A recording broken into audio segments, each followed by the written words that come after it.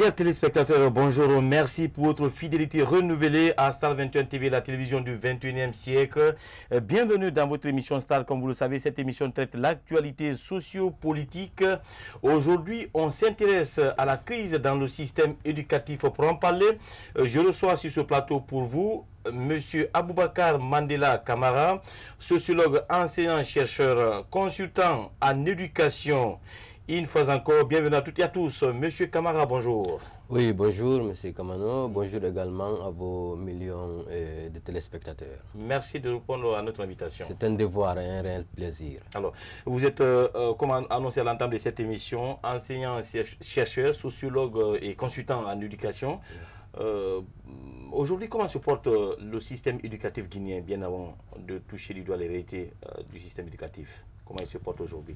Bon, disons globalement, le monde entier traverse une crise de l'éducation. C'est ce qui fait que les Nations Unies, dans le programme des ODD, ont décidé d'introduire comme quatrième objectif l'éducation de qualité pour tous.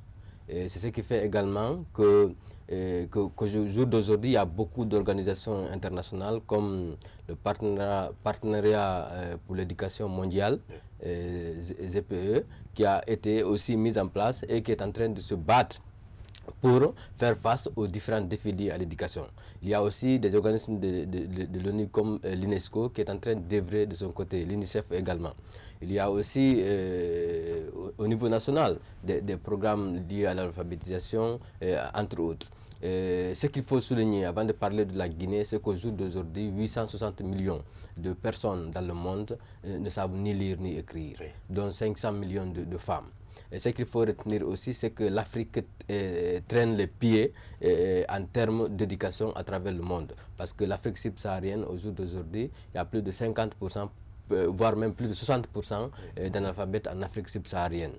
En ce qui concerne la Guinée, nous sommes également à environ 65% d'analphabètes. Ça veut dire quoi? L'alphabétisation en Guinée, l'éducation, le nombre de gens qui savent lire et écrire correctement sont moins de 40%. C'est très limité. Très limité. Donc c'est un grand défi. Notre système éducatif, comme de nombreux observateurs le disent toujours, notre système éducatif est malade. Moi je dirais même est très moribond. Notre système éducatif est très moribond. Parce que dans un pays où, par exemple, quand on prend l'exemple sur les examens nationaux, il y a moins de 50% de réussite au niveau de tous les examens. Dans la deuxième partie de cette c'est pour vous émission. dire combien de fois notre système éducatif est extrêmement malade. S'il faut le dire ainsi, moribond. Voilà. Alors, de façon générale, aujourd'hui, notre pays traverse une crise sociopolitique très exceptionnelle. En tant qu'enseignant-chercheur, quelle est votre perception là-dessus? En ce qui concerne les différentes crises sociopolitiques en Guinée, d'ailleurs qui ne datent pas d'aujourd'hui, je m'exprime en tant que sociologue, c'est que ces crises sont beaucoup plus liées à la non-compréhension de l'éthique démocratique.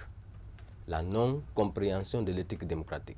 Depuis les années 90, lorsque le vent de la démocratie a soufflé en Afrique, ou plutôt lorsque la démocratie a été imposée en Afrique, on a fait savoir à la population à majorité analphabète que la démocratie c'est une question de défense de telle ou telle communauté.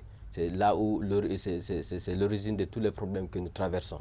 Donc ça c'est sur les crises sociopolitiques de façon générale. Donc il faudrait que l'élite explicite l'éthique démocratique. C'est quoi la démocratie? Ce n'est pas une question d'ethnie, ce n'est pas une question de région, ce n'est pas une question de communauté, ce n'est pas une question de région ou de religion. La démocratie, c'est un système politique, n'est-ce pas, qui donne beaucoup plus de liberté et de pouvoir au peuple pour décider de son destin. Très important. Voilà. Sans aucune considération de race, d'ethnie, de religion ou autre considération. Alors, justement, vu cette situation exceptionnelle que traverse notre pays, quel pourrait être aujourd'hui l'impact négatif sur le système éducatif guinéen? Quelles sont les conséquences, justement, que peuvent engendrer ces crises ou cette crise au sein du système éducatif? Bon, la première des choses, c'est que lorsqu'il y a crise sociopolitique dans un pays, l'éducation va forcément en pâtir. L'éducation va forcément en pâtir parce que ça va freiner l'évolution des programmes. Les cours ne vont pas se passer comme il le faut ou comme souhaité. Donc ça c'est la première des choses. La deuxième des choses, au cours de ces violences, je peux appeler comme ça, de ces violences liées aux revendications des uns et des autres, certains même peuvent perdre la vie. Nous avons vu récemment des élèves qui ont perdu la vie. Justement, et ça, il y a eu des pertes en vie humaine. Il y a eu des pertes en vie humaine. Des élèves, beaucoup sont il y a des élèves, il y a des diplômés parmi eux. Oui. Et je me rappelle, je crois que c'était l'année dernière ou l'avant-dernière année, ou plutôt, je crois que c'était en 2017, où il y a un étudiant ivoirien en médecine qui a été abattu, qui a perdu la vie. Justement. Et beaucoup d'autres aussi ont perdu la vie suite à ces différentes manifestations. Il y a aussi des cas de violence corporelle, des cas de violence psychologique à travers des injures et autres. Donc c'est pour vous dire que cela porte un coup dur au système éducatif guinéen. Entre autres. L'autre conséquence, c'est que nous allons déjà, la Guinée, au jour d'aujourd'hui, la Guinée fait partie de ces pays où le système éducatif est à un niveau très bas, extrêmement bas. Et lorsque vous regardez tous les rapports des institutions internationales qui œuvrent dans le domaine de l'éducation, comme la Banque mondiale, comme l'UNESCO, vous constaterez que la Guinée est au même niveau que les pays en guerre depuis fort longtemps, depuis plus de 10 ans. Des pays en situation de guerre. Des pays en situation de guerre, comme le Pakistan. Et vous constaterez qu'en Afrique de l'Ouest, surtout l'espace CEDEAO, vous constaterez que la Guinée est derrière. Et derrière, surtout en matière de financement de l'éducation, aujourd'hui, quand vous regardez, nous avons moins de 15% des fonds de la part du budget national de BND investis dans l'éducation par rapport aux pays comme le Bénin, qui aujourd'hui est aux environs de 30%, 28% dans les années 2014. Quand vous prenez même des pays comme le Mali, des pays comme le Sénégal, la Côte d'Ivoire, qui ont dépassé les 25%. De la part du budget national investi dans l'éducation. La Côte d'Ivoire, c'est 27%. Le Sénégal, c'est 25,47% de son budget national lié à l'éducation qui a été alloué, n'est-ce pas, de son budget national de développement qui a été alloué à l'éducation. Oui. Donc, comment est-ce que nous pouvons rattraper ce pays? Parce que pendant que la première valeur qu'il faut mettre en exergue, ou la première ressource qu'il faudrait valoriser, c'est la ressource humaine. Parce que c'est l'homme, comme les économistes le disent, l'homme est au début, au centre et à la fin de tout développement. Donc lorsque les êtres humains ne sont pas valorisés à travers une éducation de qualité, nous ne pourrons en aucun cas rattraper nos voisins, encore moins espérer à un développement quelconque. C'est ça la vérité. C'est pour cela Nelson Mandela disait que l'éducation est l'arme la plus puissante qu'on puisse utiliser pour changer le monde. Très important. Voilà. Alors, à votre avis aujourd'hui, comment expliquez-vous des échecs répétés durant les examens nationaux les 2 dernières années, puisqu'on a constaté qu'il y a beaucoup d'échecs? Est-ce que ce n'est pas dû justement à ces manifestations politiques? Pas du tout. C'est vrai, les manifestations politiques ont une part de responsabilité. Oui. Ça, on ne peut pas le nier. Mais depuis près de 2 décennies, notre système éducatif a été bafoué. Ça, il faut le reconnaître. Oui. Premièrement, notre système éducatif, il n'y a pas de financement. Le système éducatif guinéen est relégué au dernier plan. C'est-à-dire c'est le cadet des soucis de nos responsables, des gouvernants. Oui. C'est-à-dire l'éducation, les gens pensent que ce sont les mines qui peuvent développer un pays. Mais qu'est-ce que le Sénégal a en termes de ressources minières comparativement à la Guinée? Mais pourquoi le Sénégal nous dépasse? C'est parce que là-bas au Sénégal, ils ont valorisé la première ressource, les ressources humaines. Oui. Donc c'est un peu ça. De l'autre côté, la formation des formateurs n'est pas prise au sérieux. La formation des formateurs n'est pas prise au sérieux. Lorsque vous prenez par exemple pendant le premier régime, ce sont les meilleurs élèves qu'on orientait, n'est-ce pas, à Fouléa, oui, pour être formés au métier d'enseignant. Mais au jour d'aujourd'hui, ce sont les médiocres qu'on oriente, pour la plupart, de force qu'on oriente à l'ISEG, à l'ENI, des gens qui ont échoué, qu'on oriente dans ces institutions-là. Oui. Mais est-ce que M. Camara, ce n'est pas dû justement à raison politique, puisqu'on a récemment suivi avec la sortie d'Abaka Souma, le secrétaire général du syndicat libre des anciens chercheurs de Guinée, qui a critiqué justement cette mauvaise politique de l'État en recrutant, puisqu'il y a un appel d'offres qui a été lancé. Pendant le recrutement, ils ont recruté la plupart des militants et sympathisants du parti au pouvoir. Malheureusement, Abaka Souma a dénoncé pour dire que ces jeunes qui ont été recrutés ne répondent pas et c'est des jeunes qui ne sont pas vraiment à la hauteur de répondre aux attentes. Mais comment expliquez-vous? Oui, mais bien avant ces jeunes d'abord, l'éducation était à terre, l'éducation était à plat. Bien avant ces recrutements dont vous parlez, oui, l'éducation était à plat. Donc ça vient aggraver la situation. Ça vient empirer la situation. C'est-à-dire c'est une situation déjà, c'est-à-dire notre système était déjà à plat, et puis on prend n'importe qui encore pour l'envoyer dans notre système, dans un système déjà moribond, c'est pour l'étouffer complètement. C'est pour étouffer le système. C'est ça. Ah bon. Donc, oui. Aujourd'hui, si on vous demandait justement des pistes et solutions afin de relever ce défi au sein du système éducatif, en tant qu'enseignant, chercheur, sociologue, consultant en éducation, quelle pourrait être votre justement solution ou des pistes de solutions envisagées? La première des choses, j'ai déjà fait des propositions. On a même envoyé à la présidente de la République. On a envoyé des mémorandums, parce que des ONG également. J'ai fait des propositions dans mes différents livres, dans mes différentes analyses. Mais pour rappeler ces différentes propositions que j'ai faites, c'est que la première des choses d'abord, il faut des fonds. L'argent est l'honneur de la guerre. Tout à l'heure, je rappelais que le Sénégal investit, ça c'était depuis 2017. Actuellement, certainement, ça a augmenté. Le Sénégal investit 25,47% de son budget national de développement à l'éducation. Oui. Dans l'éducation. La Côte d'Ivoire, 27%, ça c'était depuis 2017. Oui. Et il a été recommandé, depuis l'an 2000, il a été recommandé à tous les pays en voie de développement. Ça c'est lors du forum de Dakar, qui a regroupé 187 pays, presque la planète entière, à Dakar en l'an 2000, où il a été suggéré à tous les pays en voie de développement, notamment les pays de l'Afrique subsaharienne, d'accorder au moins, ils ont dit au moins 20% de leur budget national de développement à l'éducation. Et de l'an 2000 à l'an 2019, ça fait 19 ans, près de 20 ans, nous n'avons pas atteint 15%. Pendant que les pays que nous voulons rattraper ont dépassé 25%. Oui. Nous n'avons pas atteint 20%. Nous sommes à moins de 15%. Dommage. De notre budget. Comment est-ce qu'on peut se développer dans ça? Il faut investir. Il faut mettre les travailleurs dans de meilleures conditions de travail et de vie. Oui. De meilleures conditions de vie et de travail. Moi, j'ai l'habitude de dire, pour se rendre compte du degré de misère des enseignants, il faut organiser un meeting ou une réunion générale ou une assemblée où vous invitez les gens du ministère de l'économie, vous invitez les gens des fonctionnaires des autres départements, et puis vous invitez aussi les cadres des enseignants. Vous verrez que les enseignants, ceux qui vivent mieux, c'est ceux qui viennent sur moto. Ceux qui viennent sur moto.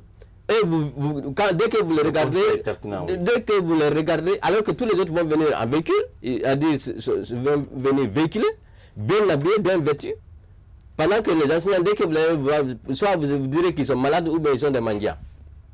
Donc s'ils ne sont pas dans les meilleures conditions de vie et de travail, ils ne peuvent pas s'adonner à... C'est l'un des facteurs qui est à l'origine de la dégradation du système éducatif. Oui. De cette déliquescence à outrance de notre système éducatif. C'est l'une des causes. L'autre cause, en plus de l'investissement, c'est qu'il y a aussi la corruption. Le peu d'argent alloué, le peu de fonds alloués à notre éducation n'est pas utilisé à bon escient. Très important. Oui. Ne pas utiliser à bon escient. Regardez, quand je prends seulement un exemple sur les examens. Quand vous prenez les examens de l'année dernière, beaucoup n'avaient même pas de base. Ce sont les bases, les examens de l'an 2018, l'an 2019, ce sont les bases de l'an 2018 qui ont été reconduits. Pour la plupart des candidats qui ont été reconduits. Alors que chaque année, il y a un budget qui est voté pour la confection de ces bases. Pour la confection de ces bases. Donc les bases, même des surveillants, ont été reconduites. Je parlais justement des bases des surveillants. Oui. Ont été reconduites. Ça, c'est un de deux. Vous voyez, c'est-à-dire, notre éducation actuelle n'a pas une idéologie. On ne sait pas pourquoi on forme les gens. Donc il faut refonder notre système éducatif. Il faut le refonder totalement. L'une des solutions, c'est de refonder notre système éducatif. Oui. quel type de Guinéens on veut former? Quel type de citoyens guinéens on veut former? Pour quel but? On ne sait pas, on forme les gens partent à l'école, excusez-moi, comme des moutons. Le matin, tout le monde se draine vers l'école. Après, le soir, tout le monde rentre. Mais on ne sait pas pourquoi même on va à l'école. Également des filières ou des options aujourd'hui créées. Voilà. Il n'y a pas assez d'impact.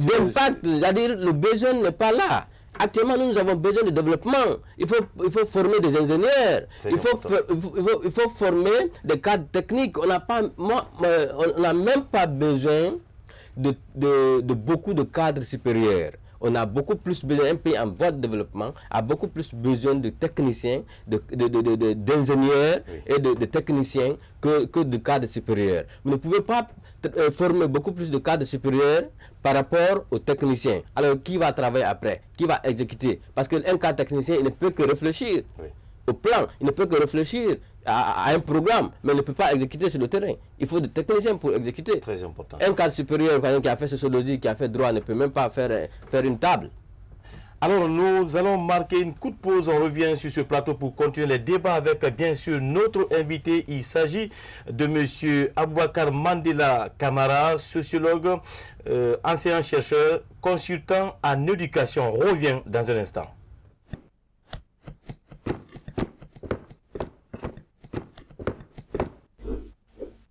La mission, promotion et valorisation du patrimoine culturel historique guinéen et africain. L'émission Starcom se poursuit sur ce plateau de Star 21 TV, la télévision du 21e siècle. Comme je vous l'ai rappelé, notre invité est M. Aboubakar Mandela Camara. Il est enseignant, chercheur, sociologue et consultant en éducation. À présent, M. Camara, nous allons vous proposer une interview réalisée par la rédaction politique de Star 21 TV. On revient sur ce plateau pour continuer le débat avec vous. Parce que quand il y a une instabilité politique dans un pays, forcément, ça peut avoir des répercussions par endroit sur toutes les activités économiques, je dirais même socio-économiques et culturelles. Ce qui m'amène à dire que forcément, ces crises à répétition ont un impact négatif sur le déroulement des cours par endroit. Ceci étant, j'avoue qu'au sein de notre établissement, ces crises n'ont pas d'impact positif. La raison est tout à fait simple. Et les élèves viennent, les professeurs viennent, parce que l'axe de Lambani jusqu'à Kaporo, pour le moment, n'est pas affecté par ces mouvements sociopolitiques. Nous avons bon espoir que les programmes que nous avons sous la main seront exécutés à 100%. En tout cas, c'est l'espoir escompté.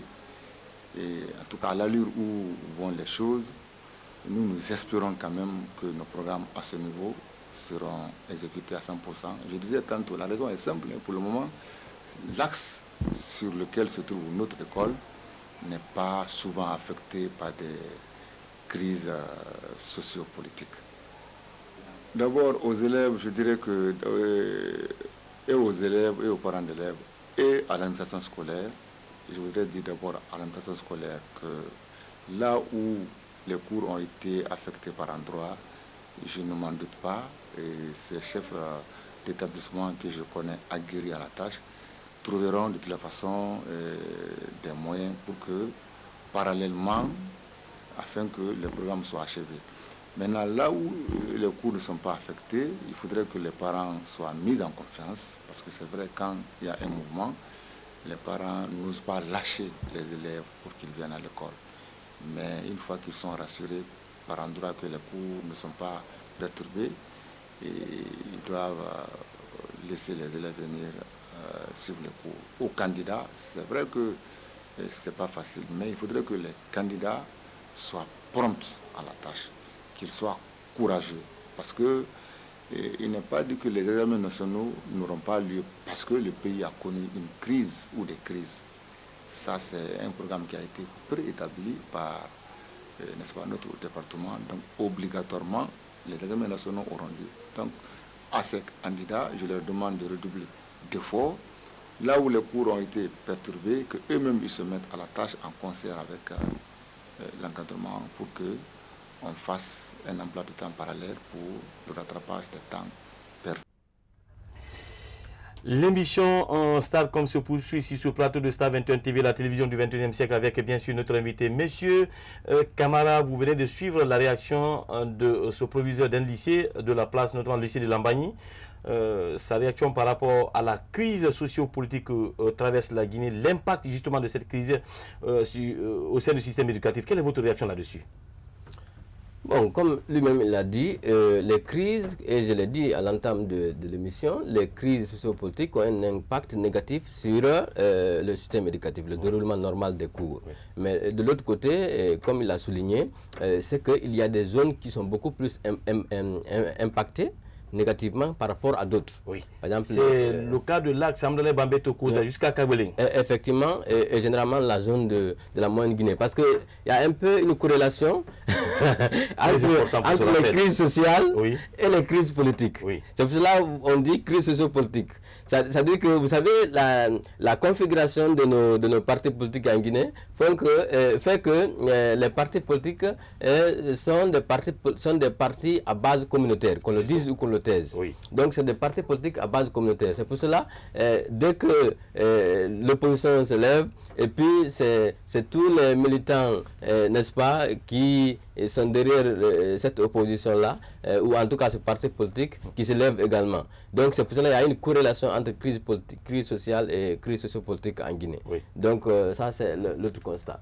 Maintenant, il y a aussi ce qui est déplorable dans tout ça. Après, puisque le proviseur lui-même a dit, il dit quel qu'en soit ce qui va arriver, il y aura les examens. Et ce qui est arrivé l'année dernière encore, malgré le retard enregistré par endroit, il y a eu des examens et des examens aux résultats catastrophiques. Nous allons accorder la priorité au direct. On a déjà au bout de fil le chargé de communication du syndicat libre des enseignants et chercheurs de Guinée, en l'occurrence Amara Massa Doumbouya. Camarade, salut.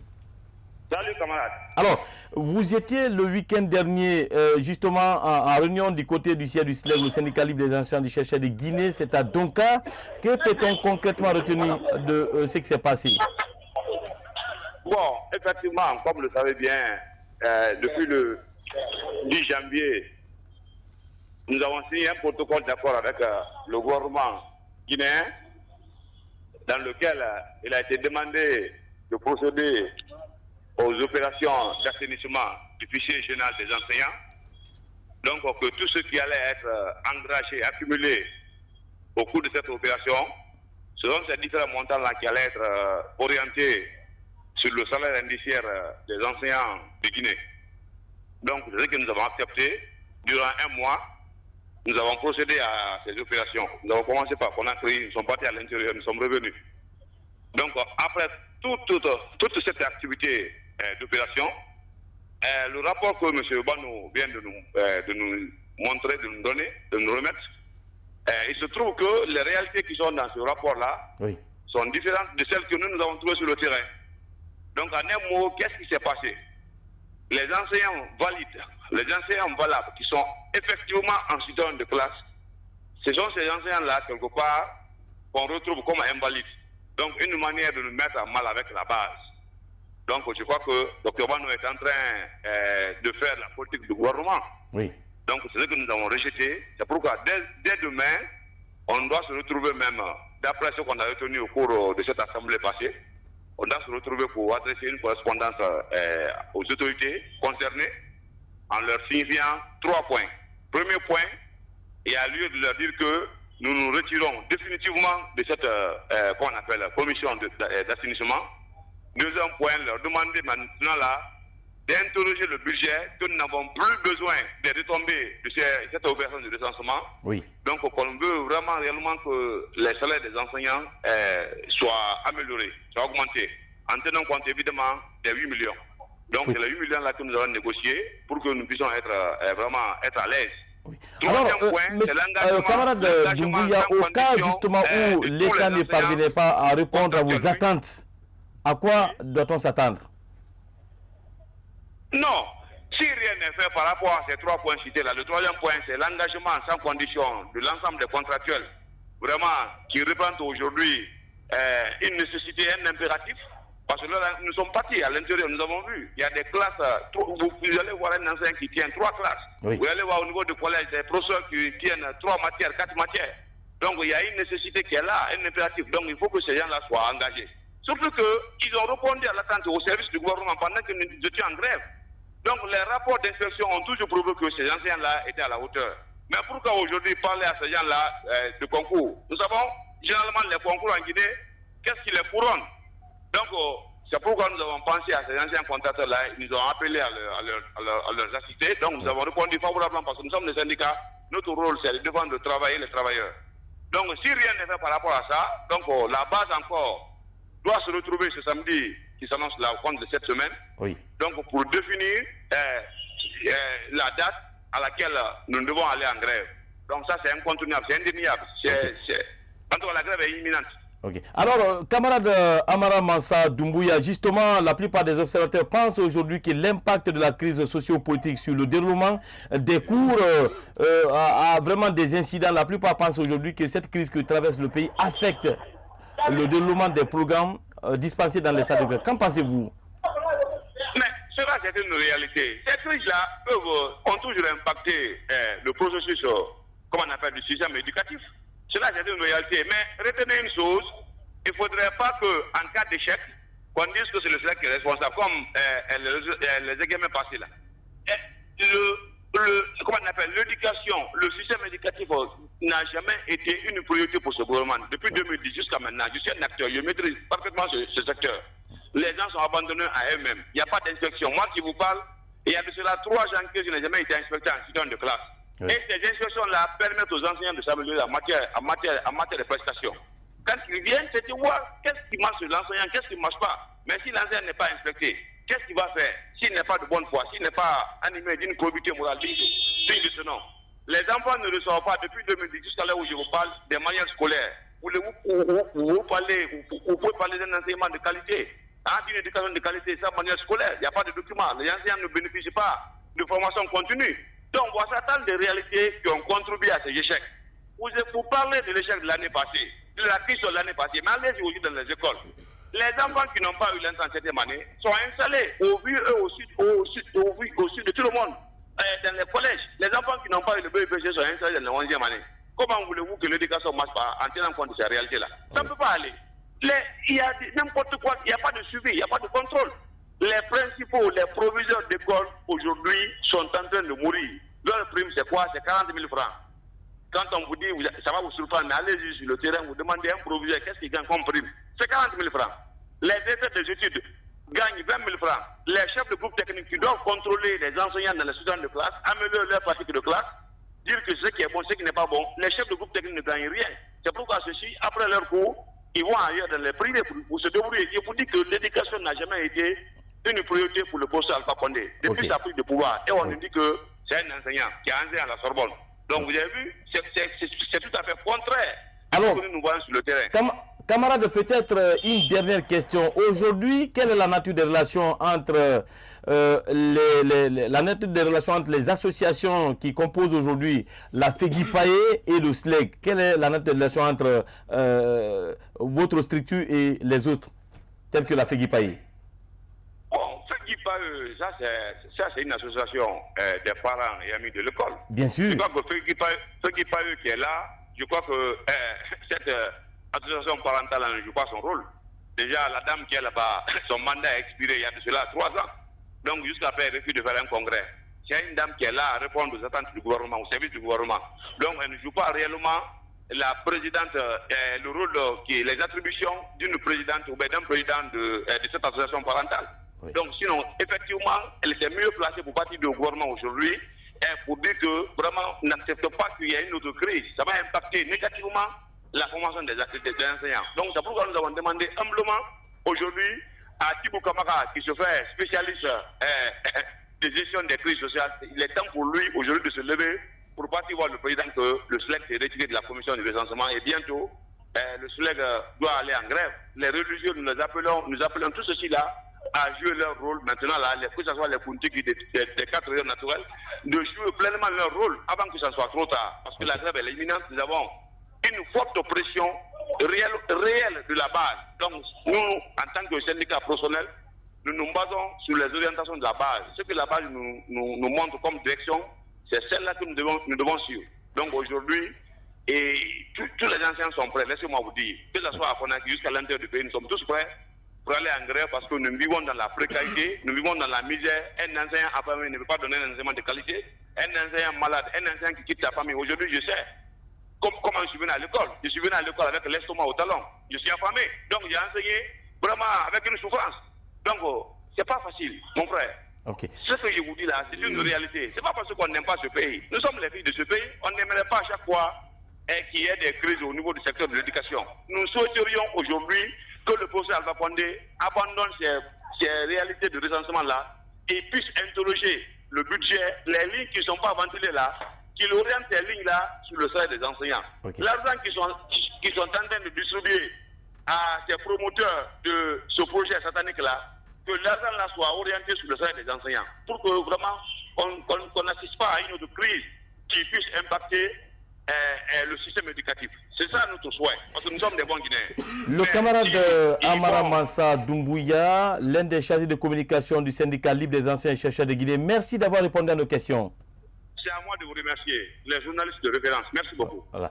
Nous allons marquer une courte pause pour revenir sur ce plateau afin de continuer cette émission avec vous. Bien sûr, notre invité, il s'agit de M. Aboubakar Mandela Kamara, sociologue, enseignant, chercheur, consultant en éducation. Nous marquons une courte pause, on revient dans un instant.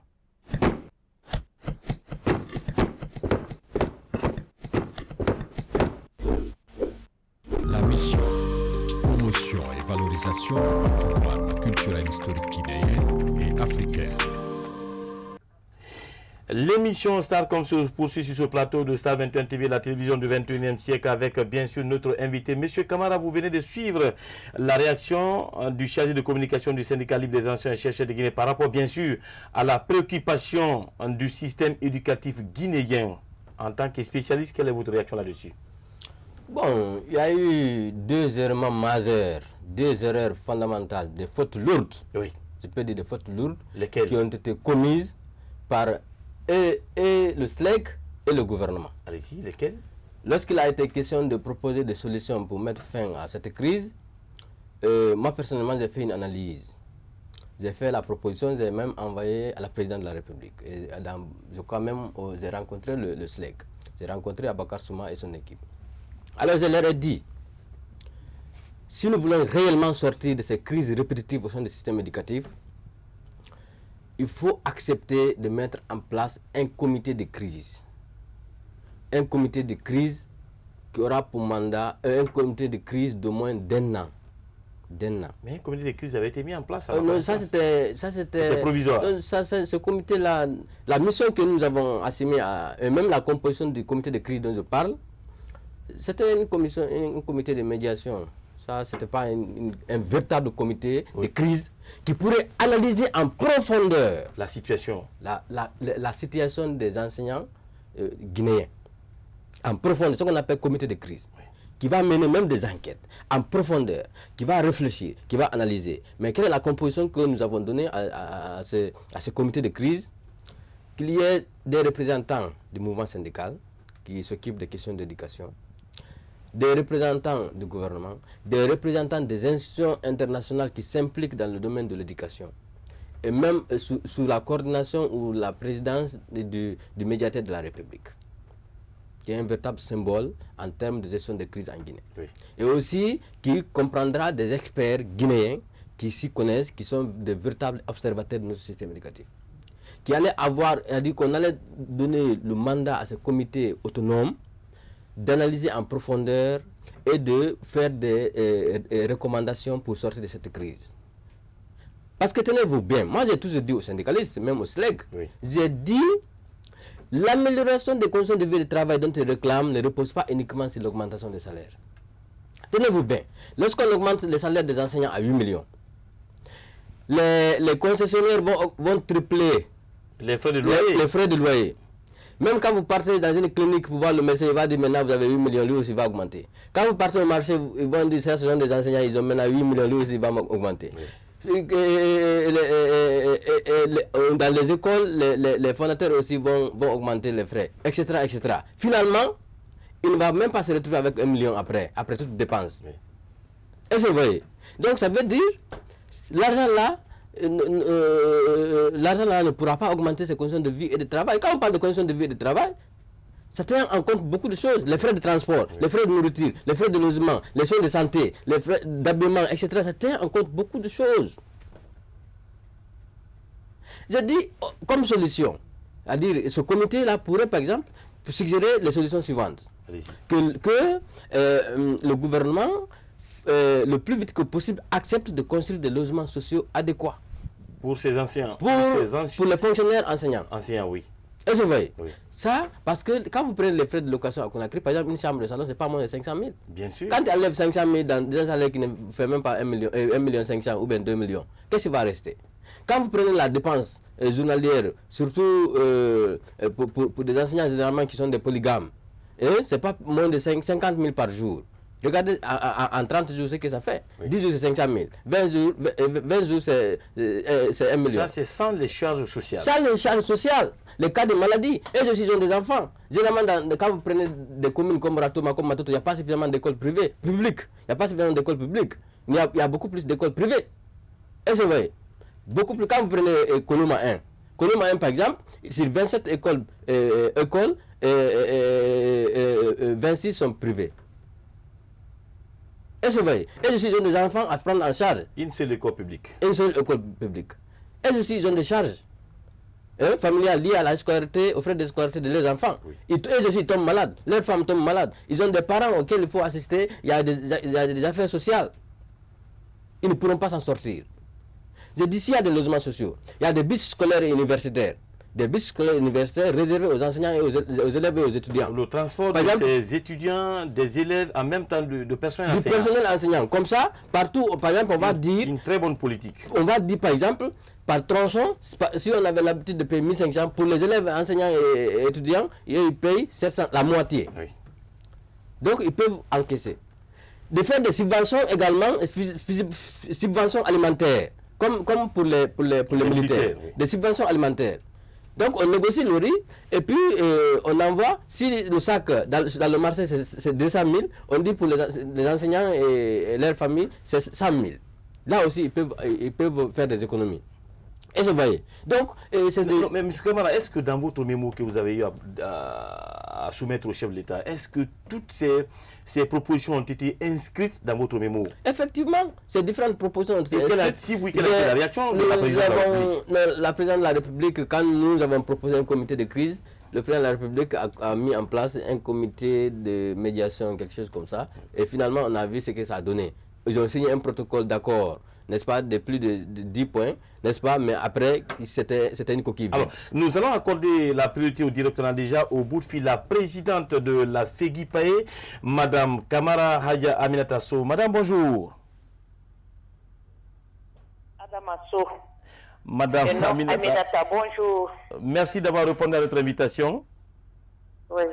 Alors aujourd'hui, notre pays traverse une crise sociopolitique exceptionnelle. Vous êtes la présidente de la FEGIPAE. Quelle est votre réaction? Notre réaction aujourd'hui, c'est une réaction vraiment de désolation. Parce que nos enfants ne méritent pas ça. Et ça fait 3 ans que nous ne vivons que des mêmes crises répétées. Oui. Et ça affecte la qualité, si vous voulez, de l'enseignement et même du rendement de nos enfants, parce que les enfants ne peuvent rendre que ce qu'ils ont reçu. Et donc, ça perturbe le calendrier scolaire. Les enfants, ils n'apprennent pas comme il se doit.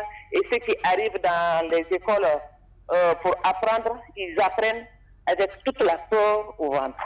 Ouais. Alors, aujourd'hui, nous, parents d'élèves, ça nous préoccupe, ça nous inquiète. Vraiment. Parce que vous avez vu les résultats des 3 dernières années. Oui.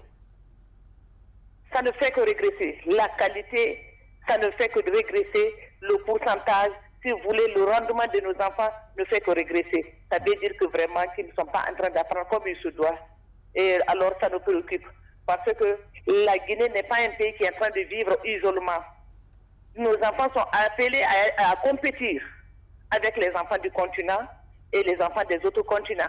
Mais si ça trouve que leur calendrier d'apprentissage est affecté, vraiment c'est un problème pour nous. Ça veut dire que les enfants de la Guinée vont rester en marge de l'évolution des choses. Alors, Madame Camara, en tant que premier responsable justement de la FEGIPAE, quelle piste de solution envisagez-vous aux différents acteurs afin vraiment d'une sortie de crise?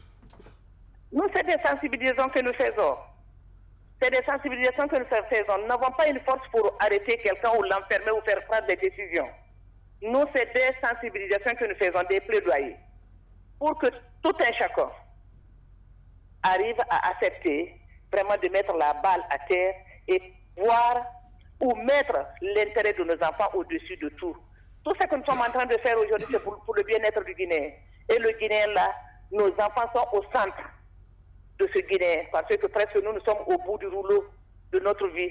Ce sont eux qui sont appelés à apprendre aujourd'hui pour diriger le pays de demain. Donc tout ce que nous cherchons aujourd'hui, c'est pour ça. Ils sont au centre de l'intérêt. Pourquoi alors ne pas voir comment réagir ou faire des mouvements ou si vous voulez, tout ce qu'il y a comme réaction ou comportement qui amène à un changement de comportement ou en tout cas obtenir le résultat que nous voulons sans que ça n'affecte l'évolution de nos enfants. Parce que c'est notre futur, c'est notre avenir. Madame Camara, peut-être une dernière question. Le constat en ces derniers temps est que la plupart des manifestations sociopolitiques organisées en Guinée retrouvent les élèves dans ces marches. En tant que premier responsable de la FEGIPAE, quelle est votre analyse ou votre constat là-dessus? Moi, ici, mon constat, c'est aux parents de sensibiliser leurs enfants. Chaque parent doit dire à son enfant, tu ne dois pas te mêler d'une crise ou si tu veux un mouvement politique ou social. Ils sont enfants encore. Ils ne savent pas qu'est-ce qu'il faut faire à des moments pareils. Comment se comporter. Et comment... même ce qu'ils doivent dire, ils le savent pas. C'est des enfants, c'est des innocents. Donc, qu'on ne les utilise pas. Que nous mettions nos enfants de côté. Et nous, qu'on aille manifester ou faire ce que nous voulons dans leur intérêt. Ne pas oublier que ces enfants-là, c'est notre lendemain. C'est notre avenir. Mais si nous faisons de sorte que que leur avenir soit piétiné, bon, demain, notre vieillesse sera vraiment piétinée. Madame, merci d'avoir répondu à nos questions. C'est à moi de vous remercier de m'avoir donné la parole pour pouvoir exprimer la préoccupation et l'inquiétude des parents d'élèves de la Guinée. Merci, nous vous souhaitons une excellente journée en compagnie, bien sûr, des programmes de Star 21 TV. Alors, on revient sur ce plateau avec vous, monsieur Camara. Vous avez suivi la réaction non seulement du chargé de com du SLEC, du syndicat libre des enseignants et chercheurs de Guinée, qui menace d'aller en grève puisque la menace elle est vraiment imminente. Vous avez suivi notre réaction, il s'agit de celle de la présidente de la FEGIPAE, la Fédération guinéenne des parents et amis de l'école. Quelle est votre réaction là-dessus?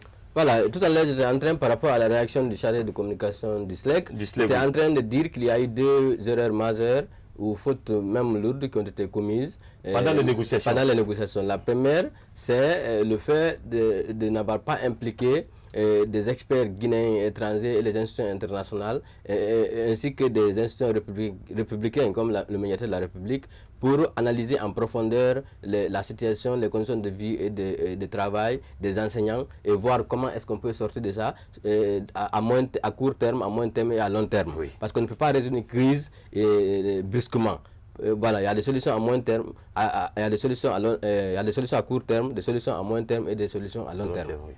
Alors, le deuxième errement qui a été commis, ou erreur qui a été commise, c'est la composition de la commission. Les membres qui composent la commission de crise. La commission de crise ou de recensement, je ne sais pas comment ils ont appelé ça. Oui. On ne peut pas, en toute sincérité, se faire accompagner, l'enquêteur ne peut pas se faire accompagner par le complice du voleur et retrouver la chose volée. C'est impossible. C'est impossible. Oui. C'est impossible. Quand tu es enquêteur, tu te fais accompagner par le complice du voleur, tu ne peux pas retrouver la chose volée. C'est pas facile. C'est impossible. Donc la composition n'était pas vraiment logique. Et puis, on ne peut pas aussi être à la fenêtre et se voir passer dans la rue. C'est-à-dire ceux pour lesquels on fait l'enquête, ce sont eux-mêmes qui font l'enquête. C'est pas possible. Le gouvernement ne devait pas s'impliquer, ou en tout cas l'implication ne devait pas être directe. le syndicat ne devrait pas s'impliquer, ou l'implication ne devrait pas être directe. Mais comme il y avait les primes de 10 millions par personne, finalement tout le monde a réclamé, que chaque parti a réclamé qu'elle soit représentée dans la commission. Du comité de crise. Au sein du comité, finalement, qu'est-ce qui se passe? On est arrivé à ces résultats-là. On est arrivé, et ça aussi c'est parce que les gens en Guinée ici, j'ai l'impression qu'ils n'écoutent pas ceux qui prennent leur temps pour analyser, en s'inspirant, et pour analyser et proposer. Parce que j'avais signalé, dès après, au moment de la crise, j'ai dit les errements à éviter. Les errements à éviter. Ça a été publié par tous les journaux, par beaucoup de sites. Les errements à éviter. Mais les gens n'ont pas suivi. Et c'est effectivement, c'est pourquoi j'ai écrit cette analyse. Mon cri d'alarme n'a pas été pris en compte, et finalement voici, nous retombons dans cette situation.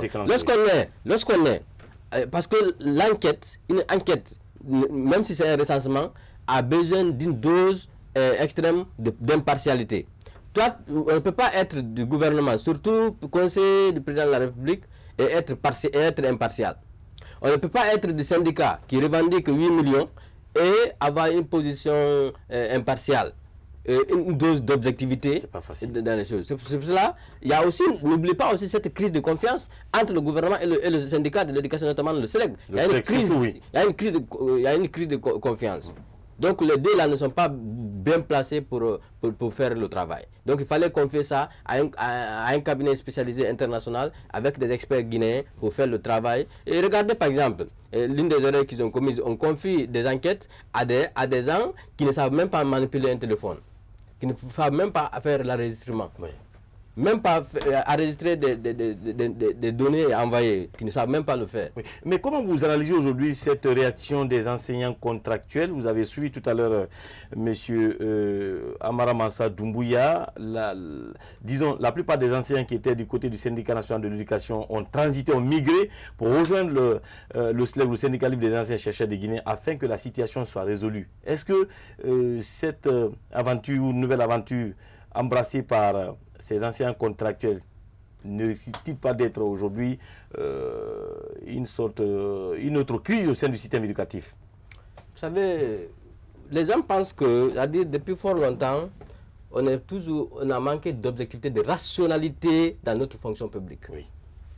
Comment est-ce qu'un chercheur de travail peut demander qu'il soit employé sans aucune forme d'évaluation? Vous voyez, ça c'est le summum de la bestialité. Donc vous s'étonnez, c'est que le gouvernement disait à l'époque, il faut aujourd'hui une évaluation, on ne peut pas prendre tout le monde. On doit évaluer ces anciens contractuels. Il ne faudrait pas qu'on étouffe complètement notre système éducatif qui est déjà moribond. Oui. Un système éducatif moribond, on prend aussi des gens parce que tout simplement on a peur des revendications, on a peur et puis finalement, les gouvernements qui viendront dans le futur vont gérer d'autres crises encore. C'est pas comme ça. Aujourd'hui, en toute sincérité, si moi j'avais la possibilité, j'allais rompre le contrat avec tous les enseignants guinéens. Ah bon? Ah oui. Je vais rompre le contrat, reprendre une évaluation, les évaluer tous. Ceux qui vont passer, avoir la moyenne passée, vont être en situation de classe. Ceux qui ne vont pas passer, on va continuer à les payer, mais ils vont retenir en classe. Être formés. Après un certain temps de formation, on va leur réévaluer. Ceux qui vont passer seront injectés dans le système éducatif. Ceux qui ne vont pas passer, on va les remercier. On va les remercier une fois pour toutes. Okay. On ne peut pas continuer à faire des évaluations, on va les remercier une fois pour toutes. Et pour ça, je ferai appel à des experts compétents, expérimentés en termes de pédagogie, guinéens et étrangers, pour faire ce travail. Okay. En toute objectivité. Mais ici, on choisit le raccourci.